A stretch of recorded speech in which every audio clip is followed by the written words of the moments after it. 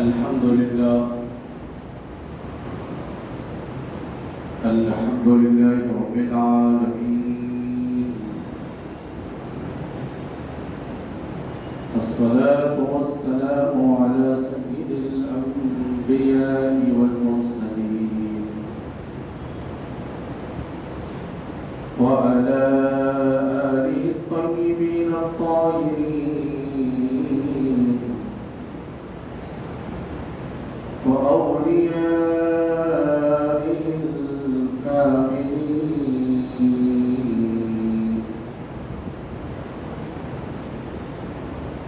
وعلى من وعلى إلى إحسان يوم الدين. أشهد أن لا إله إلا الله وحده لا شريك له ولا ند له ولا ند له ولا كفء له ولا مثل له ولا مثال له. ونشهد أن سيدنا ونبينا وحبيبنا وطبيبنا وقلوبنا ومأوانا وملجأنا وسندنا ومولانا محمدا عبده ورسوله صلى الله تعالى عليك وسلم. أما بعد، قال الله تبارك وتعالى في شأن محكم الكتاب والخطاب: أعوذ بالله من الشيطان الرجيم، بسم الله الرحمن الرحيم. ولا تقولوا لمن يقتل في سبيل الله أموات بل أحياء ولكن لا تشعرون. آمنت بالله صدق الله مولانا العظيم، وبلغنا رسوله النبي الأمين المتين المختار الكريم، ونحن على ذلك لمن الشاهدين والشاكرين، والحمد لله رب العالمين. وأفوض أمري إلى الله، إن الله بصير بالعباد. الحمد لله کے بعد جس آیت مبارکہ کو تلاوت کرنے کا شرف حاصل کیا گیا، اس کے متعلق کچھ بیان کرنے سے قبل حضر روایت آقا نامدار مدنی تاجدار دونوں عالم کے مالک و مختار، عرب کے سورج، عجم کے چاند، اللہ کے حبیب، زخم خوردہ انسانیت کے طبیب، انبیاء کے خطیب، حضور اکرم سید عالم رحمۃ للعالمین محمد رسول اللہ صلی اللہ تعالی علیہ وسلم کی بارگاہ اقدس میں ایک مرتبہ بآوت بلند درود پاک کا نذرانہ پیش کیجیے. پڑھیے اللہم صلی علی سیدنا شفیعنا مولانا محمد وعلی آلہ وصحبہ افضل صلواتک وعدد معلوماتک وبارک وسلم. صلاۃ و سلام علیک یا سیدی یا رسول اللہ صلی اللہ تعالی علیہ وسلم.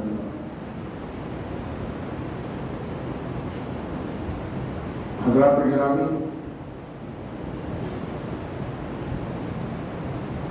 اللہ رب العزت کا اوپر احسان، اس کا کرم ہے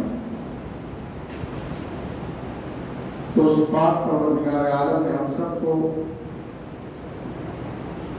رسول اکرم ہادی عالم رحمۃ للعالمین صلی اللہ علیہ وسلم کی امت بابرکت کا پیدا فرمایا اور بے شمار نعمتوں سے رب تبارک و تعالیٰ نے ہم کو सरफराज फरमाया, और ये भी उसका करम है, फजल है कि इस पुरफिक्र दौर में अल्लाह रब्बुल इज्जत ने हमारे ईमान और अक़ीदे की हिफाजत फरमाई और हम सबको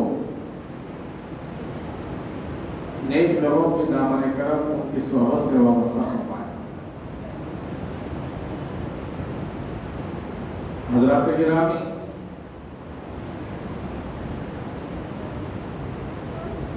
अल्लाह रब्बुल इज्जत ने फिर एक मरतबा हमको इस्लामी पहला मुबारक महीना, अज़मत वाला, सादत वाला महीना माह मुहर्रम रहा भी हमको अता फरमाया।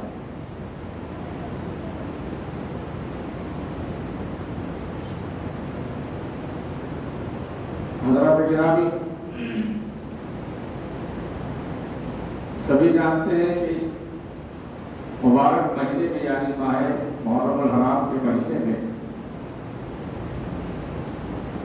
जो वाक़या रुनुमा हुआ,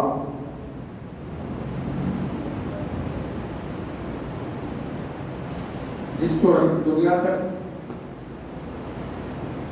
ईमान रखने वाला, कलमा पढ़ने वाला कभी भुला नहीं सकता, बल्कि हमेशा उसको याद रखेगा। खुतबा मसरूना के बाद जिस आयत मुबारका को तिलावत करने का शर्फ हासिल किया गया, वला तक़ूलू लिमन युक़्तलू फ़ी सबीलिल्लाहि अमवात, जो अल्लाह की राह में कत्ल किए जाते हैं, मारे जाते हैं, शहीद होते हैं,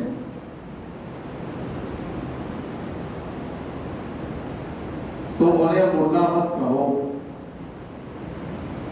बल अहयाउ वलाकिन ला तशऊरून, बल्कि वो जिंदा है, तुम उनकी जिंदगी का शऊर नहीं रखो।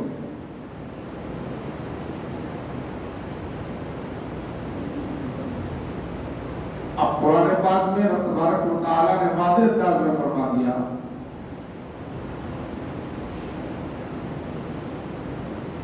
कि जो अल्लाह की राह में शहीद होते हैं, कत्ल किए जाते हैं, मारे जाते हैं, जो अपनी जानों को रब की बारगाह में निसार करते हैं,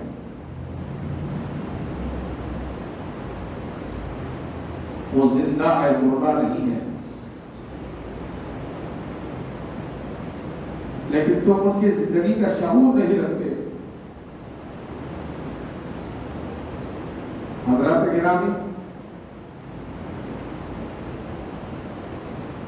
इसी माह मुहर्रम हराम की 10 तारीख को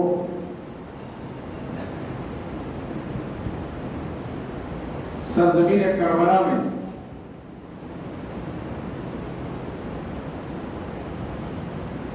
जो वाक़या रोनुमा हुआ,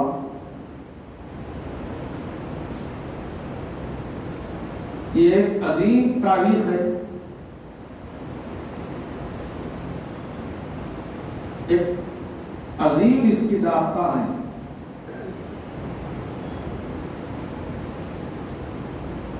उस वाक़े को मौलवीन फरमाते हैं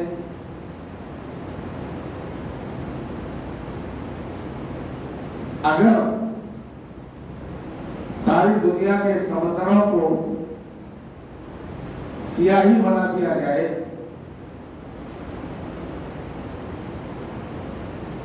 और सारे दरख्तों को, उनके डालियों को कलम बना दिया जाए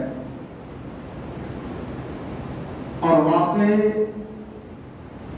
करबला को लिखना चाहे तो सुबह क़यामत तक इस वाक़े करबला को कोई लिख नहीं सकता। इतनी अजीम तारीख है और ये वाक़े करबला हुआ क्यों और वाक़े करबला है क्या?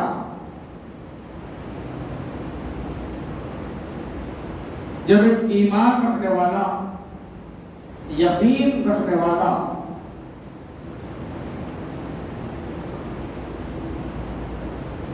जब गौर करता کرتا ہے تو اس کو یہ بات سمجھ میں آتی ہے کہ کربلا کی یہ جنگ، یہ لڑائی نہ تو جاہ و منصب کے لیے تھی، نہ دولت کے لیے تھی،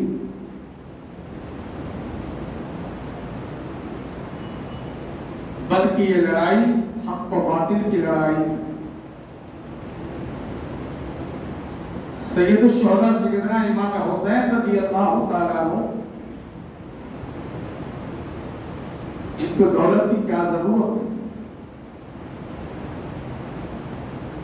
جبکہ ان کے نانا سلطان کائنات، سلطان دو جہاں،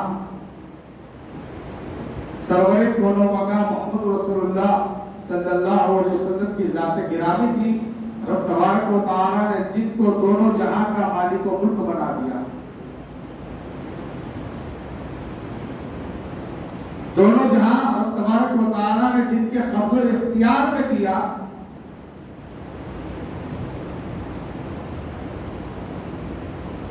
ساری کائنات آپ کے قدموں میں عطا فرمایا، وہ سلطان دو جہاں، وہ سرور کائنات صلی اللہ علیہ وسلم، جو سیدنا امام حسین رضی اللہ تعالیٰ عنہ کے نانا ہے،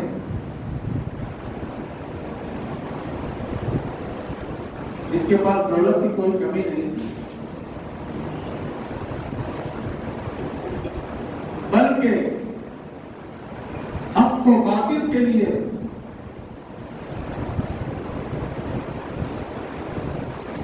حضرت سیدنا امام حسین رضی اللہ تعالیٰ عنہ نے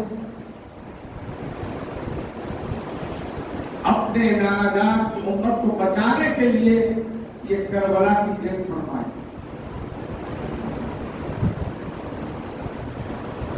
ورنہ ان کا کوئی اور مقصد نہیں تھا۔ حضرات گرامی، حضرت سیدنا امام حسین رضی اللہ تعالیٰ عنہ نے دین اسلام کے خاطر، نانا جان کی امت کے خاطر، دین اسلام کو بچانے کے خاطر کربلا کے میدان میں نہ خود شہید ہوئے، بلکہ اپنے سارے خاندان کو رب کی بارگاہ میں پیش فرما دیا۔ کون ہے حضرت سیدنا امام حسین رضی اللہ تعالیٰ عنہ؟ یہ حضور پاک علیہ السلام کے عظیم نواسے ہیں۔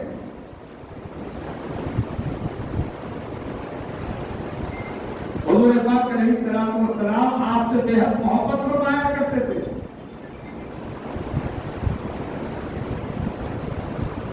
یہ اہل بیت اطہار ہے جن کی شان اور شوکت میں، عظمت میں رب تبارک و تعالیٰ نے قرآن پاک میں آیت مبارکہ نازل فرمایا، جن کی پاکی کے تعلق سے رب تبارک و تعالیٰ نے قرآن پاک کی کئی آیتوں میں آپ کا تذکرہ فرمایا۔ یہ اہل بیت رسول اللہ صلی اللہ علیہ وسلم، یہ پنجدن پاک جن کا ذکر رب تبارک و تعالیٰ نے قرآن میں فرمایا، احادیث مبارکہ میں بیان کیا گیا کہ رسول اللہ صلی اللہ علیہ وسلم کے گھرانے کی کیا فضیلت ہے، کیا عظمت ہے، ان کا کیا مقام اور کیا مرتبہ ہے۔ آپ کو دولت کی ضرورت نہیں تھی، آپ کو شہرت کی ضرورت نہیں تھی، آپ کو کسی منصب کی ضرورت نہیں تھی، صرف آپ نے باطل طاقتوں سے اس لیے مقابلہ کیا کہ باطل طاقتیں اسلام کو مٹانا چاہتے تھے، اسلام کے خلاف پروپیگنڈا کیا کرتے تھے، شراب کو عام کیا، اہل بیت رسول اللہ صلی اللہ علیہ وسلم کو مٹانے کی کوشش کی گئی۔ وہ یزید و پلید جس نے حضرت سیدنا امام حسین رضی اللہ تعالیٰ عنہ سے مطالبہ کیا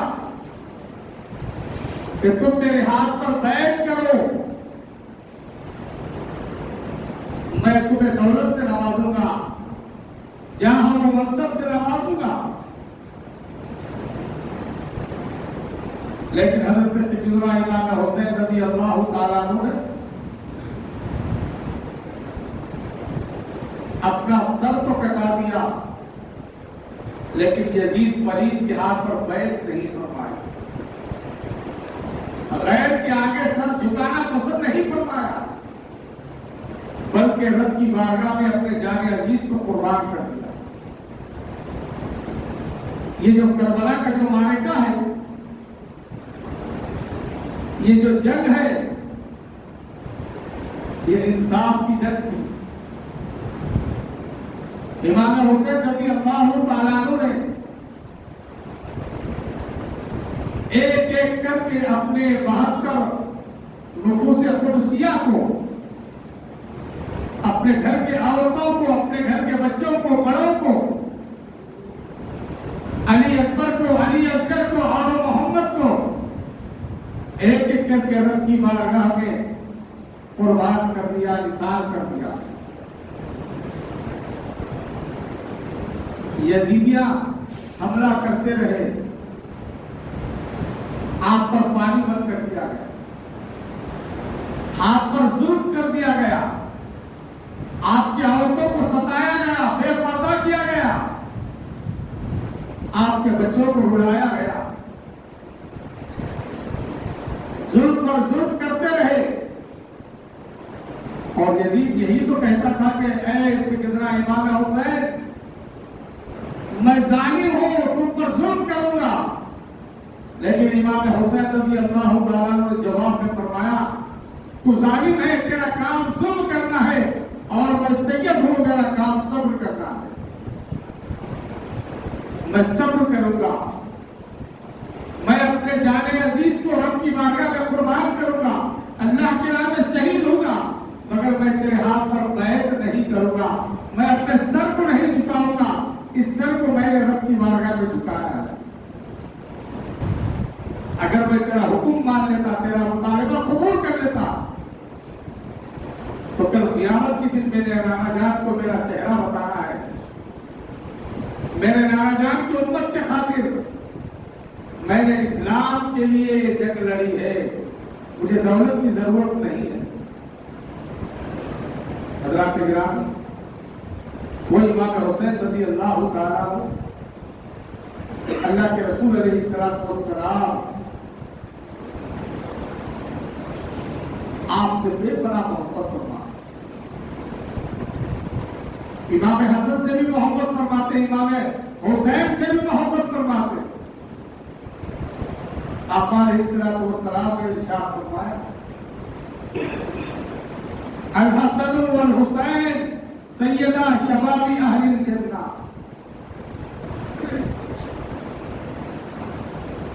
حسن اور حسین نوجوانان جنت کے سردار ہے۔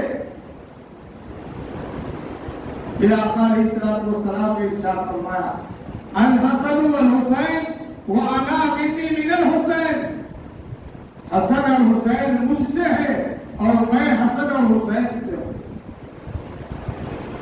آقا علیہ السلام نے فرمایا، حسن اور حسین یہ دونوں میرے بیٹے ہیں، ان کی شان کو بیان فرمایا، حسن اور حسین کے مقام اور مرتبے کو اللہ کے رسول علیہ السلام نے بیان فرمایا۔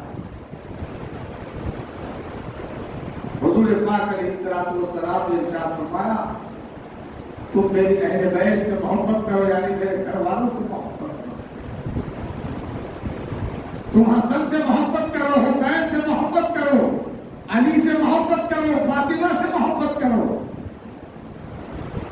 اور جس نے حسن اور حسین سے محبت کیا، حضور فرماتے گویا وہ مجھ سے محبت کیا، اور جس نے مجھ سے محبت کیا اس نے خدا سے محبت کیا.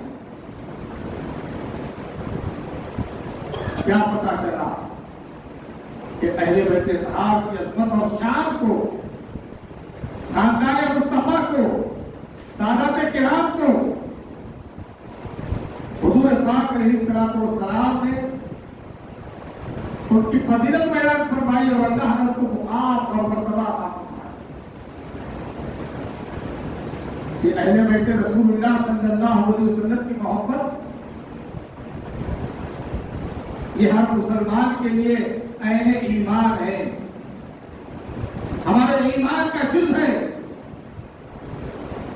حضور پاک علیہ الصلوۃ والسلام نے ارشاد فرمایا تم اگر کامل مومن بننا چاہتے ہو تو مجھ سے سب سے پہلے محبت کرو. اور یہی نہیں، حضور نے فرمایا کہ میری آل یعنی اہل بیت سے بھی تم محبت کرو. اور آقا علیہ الصلوۃ والسلام نے یہ بھی فرمایا اے لوگوں میں اس دنیا سے جا رہا ہوں لیکن تمہارے درمیان دو بھاری وزنی چیزوں کو چھوڑ کے جا رہا ہوں. ایک ہے اطرت رسول اللہ اور دوسری ہے کتاب رسول اللہ صلی اللہ کتاب اللہ. یعنی میری اہل بیت کو میں تمہارے درمیان میں چھوڑ رہا ہوں، اور دوسرا قرآن پاک کو جو اللہ کی عظیم کتاب ہے. ان دونوں کو مضبوطی سے تھام لو تم کامیاب ہو جاؤ. تمہارے ایمان کو سلامت رکھنا ہے، تمہارے وجود کو سلامت رکھنا ہے، تم اللہ کی بارگاہ میں سرخرو ہونا ہے. تو میری اہل بیت میرے خاندان والوں سے تم محبت کرو. سید الشہداء امام حسین سے محبت کرو، امام حسن سے محبت کرو، علی فاطمہ سے محبت کرو. جملہ اہل بیت اطہار سے تم محبت کرو تو تم کامیاب ہو جاؤ. اور فرمایا کتاب اللہ یعنی اللہ کی کتاب قرآن مجید پر تم قائم رہو، اس کے تعلیمات پر عمل کرو. ان دونوں کا ذکر رب تبارک و تعالی نے فرمایا اور اللہ کے رسول علیہ الصلوۃ والسلام نے اس کی فضیلت بتلائی. ذرا غور کرو وہ کیسا خاندان مصطفیٰ ہے، وہ کیسے عظیم خاندان ہے، کیسے نفوس قدسیہ ہے. اللہ کے رسول علیہ الصلوۃ والسلام نے ایک موقع پر امام حسن کو بلایا، امام حسین کو بلایا، سیدنا علی کو بلایا، بی بی فاطمہ کو بلایا اور فرمایا یہ میرے گھر والے ہیں، یہ میرے اہل بیت ہیں، تم ان سے محبت کیا کرو. حضرات گرامی، اور حضور پاک علیہ الصلوۃ والسلام نے ارشاد فرمایا ساری دنیا کے لوگوں کا خاندان بیٹوں سے چلتا ہے اور میرا خاندان میری بیٹی سیدہ فاطمہ سے چلتا ہے. بی بی فاطمہ سیدہ طیبہ طاہرہ جو اہل بیت میں شامل ہے، جو امام حسن امام حسین کے والدہ محترمہ ہے، جو حضور پاک علیہ الصلوۃ والسلام کی صاحبزادی ہے، جو سیدنا علی کی زوجہ محترمہ ہے. ان کی شان اور عظمت کو اللہ نے بیان فرمایا، حضور پاک علیہ الصلوۃ والسلام نے بیان فرمایا. وہ امام حسین رضی اللہ تعالیٰ کو جنہوں نے کربلا کے میدان میں اپنے سارے خاندان کو لٹا دیا، نثار کر دیا، شہید کر دیا. یہاں تک کہ خود حضرت سیدنا امام حسین رضی اللہ تعالیٰ عنہ 10 محرم کے دن ظہر کے وقت حالت نماز میں آپ کو شہید کر دیا گیا. سجدے کی حالت میں تھے، زبان پر سبحان ربی الاعلیٰ، سبحان ربی الاعلیٰ کی تسبیح جاری ہے، ادھر دشمنوں نے وار کر دیا، آپ کو شہید کر دیا۔ آپ اندازہ کیجئے اگر ہمارے گھر کے باہر اگر کچھ ایسا ماحول پیدا ہو جاتا ہے، کچھ خوف کا عالم ہو جاتا ہے، تو ہم اپنے گھر سے نہیں نکلتے، نمازوں کو بھول جاتے ہیں۔ لیکن امام حسین رضی اللہ تعالیٰ عنہ نے کربلا کے میدان میں اپنی جان عزیز کو قربان کرتے ہوئے آپ نے یہ پیغام دیا کہ دیکھو، ہر حالت میں نماز پڑھنا، نماز کی پابندی کرنا ہے، چاہے دشمن کے کتنے وار ہی کیوں نہ ہو۔ امام حسین نے تلواروں کے سائے میں، دشمنوں کے سائے میں، خوف کے عالم میں، ویسی صورت میں بھی آپ نے نماز کو ادا فرمایا۔ کربلا کا یہ پیغام ہے کہ ہر حالت میں نماز پڑھنا ہے۔ امام حسین کا پیغام کربلا یہی ہے، اور آخری پیغام یہی ہے کہ ہر حالت میں نماز ادا کرنا ہے، کسی حالت میں نماز کو چھوڑنا نہیں ہے، چاہے تمہاری گردن کٹ جائے تم شہید ہو جائے۔ ظہر کے وقت حضرت سیدنا امام حسین رضی اللہ تعالیٰ عنہ نماز ادا کر رہے حالت سجدے میں ہے، اور آپ کو شہید کر دیا گیا۔ اس سے کیا پتا چلا؟ امام حسین نے یہی پیغام دیا، نہ بیت اللہ میں، نہ مسجد میں، نہ مسجد کے دیواروں میں نماز عشق ادا ہوتی ہے تلواروں کے سائے۔ تلواروں کے سائے میں آپ نے نماز ادا فرمائی۔ وہ دن کیا تھا؟ وہ 10 محرم تھا، یوم عاشورہ تھا۔ حضرات گرامی، ہم کو اہل بیت طاہر، خاندان رسول صلی اللہ علیہ وسلم، شہداء کرام کی عظمت اور فضیلت کو جاننے کی ضرورت ہے، ان کے مقام اور مرتبے کو سمجھنے کی ضرورت ہے۔ بہت اعلیٰ خاندان ہے حضور پاک علیہ الصلوۃ والسلام کا۔ ہر سال 10 محرم آتا ہے، یوم عاشورہ آتا ہے۔ یہ یوم عاشورہ کیا ہے؟ اس کی فضیلت کیا ہے؟ حضرات گرامی، یوم عاشورہ بڑی عظمت والا دن ہے، بڑی برکت والا دن ہے۔ 10 محرم کو اللہ رب العزت نے بڑی فضیلتیں، برکتیں، سعادتیں عطا فرمائی ہے۔ ایک سچے مومن مسلمان کا کام یہ ہے کہ 10 محرم کو قرآن کی تلاوت کرے، ذکر و اذکار کرے، 10 محرم کو اچھی طرح سے غسل کرے، اچھے کپڑے پہنے، اپنے آپ کو عطر سے معطر کر دے، 10 محرم کو اپنی آنکھوں میں سرما لگائے۔ اللہ کے رسول علیہ الصلوۃ والسلام نے ارشاد فرمایا، جو 10 محرم کو اچھی طرح غسل کر کے اچھے کپڑے پہن کر اپنے آنکھوں میں سرما لگاتا ہے تو اس کو آنکھوں کو بیماری نہیں ہوتی۔ یہ وہ 10 محرم ہے۔ اسی 10 محرم کو حضرت آدم علیہ الصلوۃ والسلام کو پیدا کیا گیا۔ یہ وہی 10 محرم ہے حضرت سیدنا ابراہیم علیہ السلام کو نمرود سے آزاد کیا گیا۔ یہ وہی 10 محرم ہے کہ حضرت نوح علیہ السلام کی کشتی کو نجات ملی، کنارے پر لگایا گیا۔ تمام انبیاء علیہ السلام کو اسی 10 محرم کو کئی فضیلتیں، رحمتیں، برکتیں، سعادتیں عطا ہوئی۔ اور آخر میں یہ بتلایا گیا کہ قیامت جب آئے گی تو یہی 10 محرم ہوگی، جمعہ کا دن ہوگا، عصر کا وقت ہوگا۔ حضرات گرامی، 10 محرم کو ہمارا کام یہ ہے کہ ہم تلاوت قرآن کریں، تذکرے سید الشہداء امام حسین کو بیان کریں، اپنے بیوی بچوں کو سیرت سیدنا امام حسین پڑھ کر سنائیں، اہل بیت طاہر کی محبت اپنی اولاد کے دل میں بٹھائے، اپنے گھر والوں کو اہل بیت کی فضیلت بتائے، اپنے گھر میں دسترخوان کو وسیع کرے۔ اگر اللہ نے استطاعت دی ہے تو 10 محرم کو اپنے دسترخوان پر کسی کو شامل کر دے، ورنہ اپنے گھر والوں کے ساتھ اپنے بیوی بچوں کے ساتھ بیٹھ کر کھانا کھائے، معصوم بچوں کو کچھ پیسے تقسیم کرے، 10 عورت کو پانی پلائے، 10 عورت کو کھانا کھلائے، سبیل لگائے۔ لیکن آج ہم کیا دیکھتے ہیں؟ آج ہمارا معاشرہ کدھر جاتا ہے؟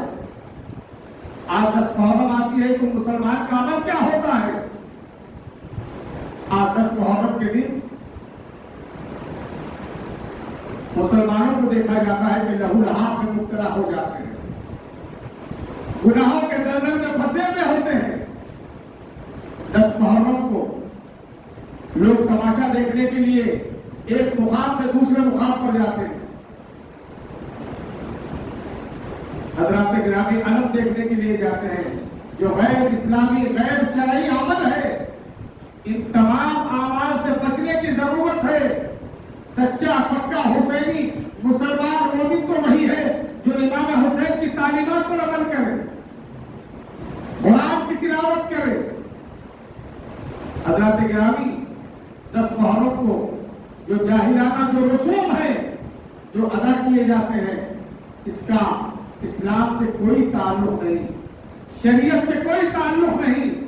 یہ لہو لہاب میں پھرنا، یہ ہوالوں میں کھیلنا، یہ انگاروں میں کودنا، شراب نوشی کرنا، حضرات گرامی یہ غیر شرعی عمل ہے، اس سے بچنے کی ضرورت ہے۔ جب ماہ محرم کا مہینہ آتا ہے تو غیر شرعی اعمال کیے جاتے ہیں۔ اکثر دیکھا جاتا ہے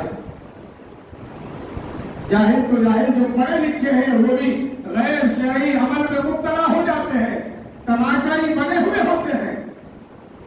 حضرات گرامی غور کرو کہ امام حسین رضی اللہ تعالیٰ کی تعلیمات کیا اور ہمارے تعلیمات کیا ہے۔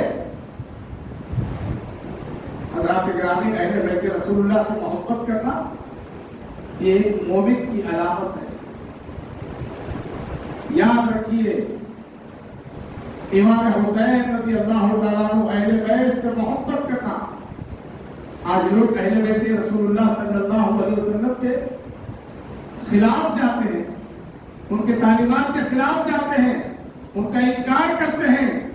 یاد رکھو جو اہل بیت کا انکار کرتا ہے وہ خارجی ہے، ناصبی ہے، اور جو صحابہ کرام رضوان اللہ تعالیٰ علیہ اجمعین کی شان میں گستاخی کرتا ہے وہ رافضی ہے، اس کا اسلام سے کوئی تعلق نہیں۔ حضرات گرامی ایک طبقہ اہل بیت رسول اللہ سے محبت کرتا ہے اور صحابہ کی شان میں گستاخیاں کرتا ہے، یہ گمراہ فرقہ ہے اور اس کو رافضی کہا جاتا ہے۔ اور ایک فرقہ وہ ہے جو خارجی ہے، جو اہل بیت رسول اللہ صلی اللہ علیہ وسلم کی شان میں گستاخی کرتا ہے اور صحابہ کرام کی شان اور عظمت کو بیان کرتا ہے، یعنی ایک کی تعریف کرتا ہے اور ایک کی شان میں گستاخی کرتا ہے۔ یہ فرقہ بھی گمراہ ہے جس کو خارجی کہا جاتا ہے۔ ایک خارجی ہے اور ایک رافضی ہے، ایک نے صحابہ کا انکار کیا اور ایک نے اہل بیت رسول اللہ کا انکار کیا۔ عزیزان محترم، حقیقی مومن وہ ہے جو اہل بیت رسول اللہ صلی اللہ علیہ وسلم سے محبت کرے اور صحابہ کرام کی شان اور عظمت کو بیان کرے، اسی کو اہل سنت والجماعت کہا جاتا ہے۔ عزیزان محترم، صحابہ کرام کی عظمت بھی بہت بڑی ہے۔ جب محرم کا مہینہ آتا ہے تو امام حسین کی محبت میں، سید الشہداء کی محبت میں، سیدنا علی مرتضیٰ رضی اللہ تعالیٰ کی محبت میں کچھ ایسے لوگ بھی پیدا ہوئے جو خلفائے راشدین کا انکار کرتے ہیں، جو سیدنا ابوبکر صدیق کا انکار کرتے ہیں، جو سیدنا عمر فاروق اعظم کا انکار کرتے ہیں، سیدنا عثمان غنی کا انکار کرتے ہیں۔ ہمارا ان سے کوئی تعلق نہیں۔ ہمارا مسلک، مذہب، مشرب یہ ہے کہ اہل بیت رسول اللہ صلی اللہ علیہ وسلم کی تعظیم کرے، ان سے محبت کرے اور صحابہ کرام کی شان اور عظمت کو بیان کرے۔ حضرات گرامی، صحابہ کرام کا بہت بڑا مقام اور مرتبہ ہے۔ آج لوگ بھٹکے ہوئے ہیں۔ پہلے یہ ہوتا تھا کہ چھوٹی چھوٹی درگاہوں میں، چھوٹے چھوٹے خانقاہوں میں علم بٹھائے جاتے ہیں، لیکن جو رافضیت کی طرف مائل ہوتے جا رہی ہے، اپنی خانقاہ میں ماتم کر رہے ہیں۔ عزیزان محترم، ہمارا یہ ایمان، یہ عقیدہ ہے کہ حضرت سیدنا امام حسین رضی اللہ تعالیٰ عنہ سید الشہداء جو اللہ کی راہ میں اپنے جان عزیز کو قربان کر دیے، شہید ہوئے، اور قرآن بیان فرماتا ہے وَلَا تَقُولُوا لِمَن يُقْتَلُ فِي سَبِيلِ اللَّهِ أَمْوَاتٌ، جو اللہ کی راہ میں شہید ہوتے ہیں، جو مارے جاتے ہیں، تو ان کو مردہ مت کہو، وہ زندہ ہے۔ تو ہمارا ایمان، ہمارا عقیدہ یہ ہے کہ شہداء کربلا زندہ ہے، اور ہم زندہ جاوید کا ماتم نہیں کرتے۔ عزیزان محترم، یہ ماتم کرنا غیروں کا طریقہ ہے۔ حضرات گرامی، ایک ہوتا ہے ماتم، دوسرا ہوتا ہے غم، اور تیسرا ہوتا ہے سوگ۔ یہ تین چیزیں بتائی گئی ہے۔ ماتم جو اسلام میں حرام ہے، ماتم یعنی بیان کر کے رونا، اپنے جسموں پر غیر ضروری تلوار چاقو چلانا، ضرب پہنچانا، بیان کر کر کے رونا، اس کو ماتم کہا جاتا ہے، جو اسلام میں حرام اور ناجائز ہے۔ ایک ہوتا ہے غم۔ عزیزان محترم، یہ غم ہوتا ہے اگر کسی کے شوہر کا انتقال ہو جاتا ہے، شوہر کا، تو بیوی کو چاہیے کہ وہ 4 مہینے 10 دن تک غم منائے، اور اس کے جو رشتہ دار ہیں وہ صرف 3 دن تک غم منائے جائے۔ اس کو غم کہا جاتا ہے۔ ایک عورت کا حق ہے کہ اپنے شوہر کے انتقال پر 4 مہینے 10 دن تک وہ غم منائے، عزت کے دن گزارے۔ اور ایک ہوتا ہے سوگ۔ عزیزان، ایک ہوتا ہے سوگ جو صرف عورت کے لیے، عزیزان محترم، 4 مہینے 10 دن کی اس کی مدت ہے، اس میں گزارا جائے، اس کو سوگ عورت کے لیے، یعنی بیوہ عورت کے لیے سوگ ہے۔ غم صرف 3 دن کے لیے ہے۔ اگر کسی کا انتقال ہو جاتا ہے رشتہ داروں میں، تو 3 دن تک غم منانے کا حکم دیا گیا ہے۔ اسلامی تعلیمات، اس سے واقف ہونا ضروری ہے۔ لیکن ہم امام حسین کا غم نہیں مناتے، ہم امام حسین رضی اللہ تعالیٰ عنہ کا سوگ نہیں مناتے، ہم امام حسین رضی اللہ تعالیٰ عنہ کا ماتم نہیں مناتے، بلکہ ہمارا ایمان قرآن کے مطابق، حدیث کے مطابق یہ ہے کہ وہ زندہ ہے، وہ شہید ہے، اور ہم زندہ جاوید کا ماتم نہیں کرتے۔ عزیزان محترم، یاد رکھیے، یہ علم دیکھنا، یہ تماشے دیکھنا، یہ ڈھول باجے دیکھنا، یہ حوالات میں جانا، رات بھر گھومنا، یہ تمام کا تمام اسلامی تعلیمات سے اس کا کوئی تعلق نہیں ہے۔ غیر شرعی عمل سن میں بہترین عمل یہ ہے کہ 10 محرم کے دن قرآن کی تلاوت کرے، دعائیں کرے، رب تبارک و تعالیٰ دعاؤں کو قبول فرماتا ہے۔ 10 محرم فضیلت کا دن ہے، عظمت والا دن ہے، برکت والا دن ہے۔ رب کی بارگاہ میں رجوع ہو جائے اور اپنے مشکلات کو رب کی بارگاہ میں پیش کرے، اور امام حسین کو وسیلہ بنا کر رب کی بارگاہ میں دعا کرے، تو یقیناً پروردگار عالم ہماری دعاؤں کو قبول کرنے والا ہے۔ وَلَا تَقُولُوا لِمَن يُقْتَلُ فِي سَبِيلِ اللَّهِ أَمْوَاتٌ، جو اللہ کے راہ میں شہید ہوتے ہیں، جو مارے جاتے ہیں، انہیں مردہ مت کہو، بل احیاء ولکن لا تشعرون، بلکہ وہ زندہ ہے، تم ان کی زندگی کا شعور نہیں رکھتے۔ سلطان دکن، سلطان الہند، خواجہ اعظم حضرت خواجہ معین الدین چشتی غریب نواز رحمۃ اللہ تعالیٰ علیہ نے امام حسین کی بارگاہ میں خراج عقیدت پیش فرمایا۔ آپ فرماتے ہیں، شاہ است حسین، بادشاہ است حسین، دین است حسین، دین پناہ است حسین، سردار نداد دست در دست یزید، حقا کے بنا لا الہ الا اللہ است حسین۔ اللہ کی بارگاہ میں دعا ہے کہ پروردگار ہم سب کو امام حسین رضی اللہ تعالیٰ عنہ کی سیرت طیبہ پر عمل کرنے کی توفیق عطا فرما۔ آپ کی طرح اپنے جانوں کو رب کی بارگاہ میں نذرانہ پیش کرنے کی توفیق عطا فرما۔ اے پروردگار، ہمارے گناہوں کو معاف فرما، ہمارے خطاؤں کو معاف فرما۔ اے پروردگار، ہمارے ملک میں امن و امان عطا فرما، ہمارے ملک کی حفاظت فرما، ہمارے شہر کی حفاظت فرما، ہمارے محلے کی حفاظت فرما۔ اے پروردگار، جو بیمار ہے ان کو شفائے کلیہ عاجلہ صحت عطا فرما۔ اے پروردگار، محترمہ رشیدہ بیگم کو صحت کاملہ عاجلہ دائمہ عطا فرما۔ اے پروردگار، فریسہ اکبری کو صحت کاملہ عاجلہ دائمہ صبر جمیل عطا فرما۔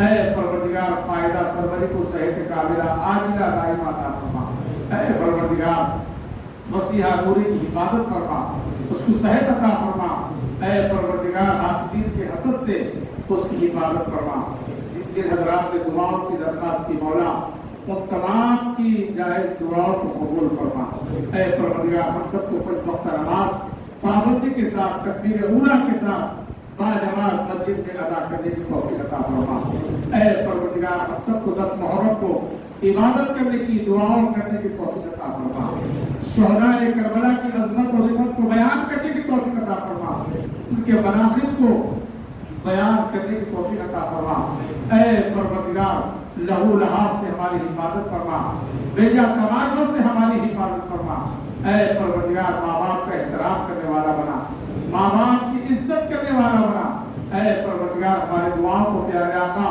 صلی اللہ علیہ وسلم کے صدقہ و طفیل میں آپ کے نامِ پاک کے صدقے میں قبول فرما، وآخر دعوانا الحمدللہ رب العالمین۔